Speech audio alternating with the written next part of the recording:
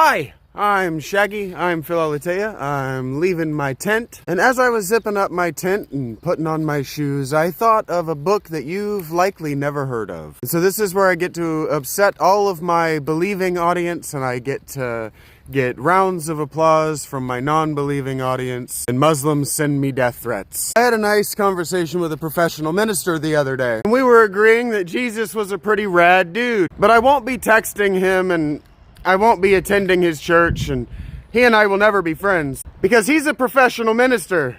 He doesn't want to talk about the Didache. He doesn't want to talk about what Jesus actually said his ministers should be like. Now, I chose in the beginning parts of my homelessness to attend a Methodist church to touch base with Orthodoxy, because Methodism at least plays lip service and uses window dressing of what Jesus actually said in the books. What Jesus actually told the disciples is that after he was gone and they were to minister without him, they were to go without so much as extra shoes for their feet. What you have on your body, minus money, minus extra shoes, minus even a walking stick. In the 1st and 2nd centuries, if a person who claimed to be a minister of Jesus stayed in your town, in any one home in your town, for longer than 3 days, they were Antichrist. This guy doesn't want to talk to me about why I reject organized religion. I reject organized religion because Jesus rejected organized religion. Professional ministers are why the world is the way it is.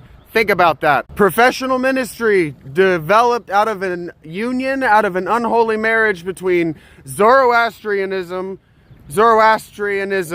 and Judaism, right there in Babylon.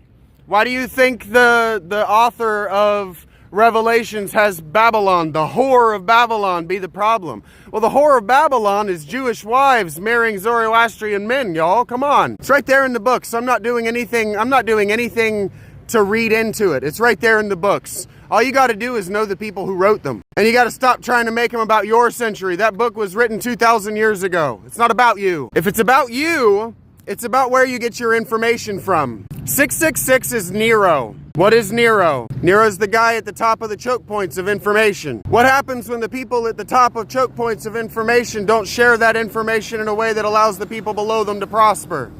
What happens? You ever work for an employer who won't train you on the new POS system? You ever work for a place whose administration was just absolutely garbage at communicating to you what your job was and your responsibilities were?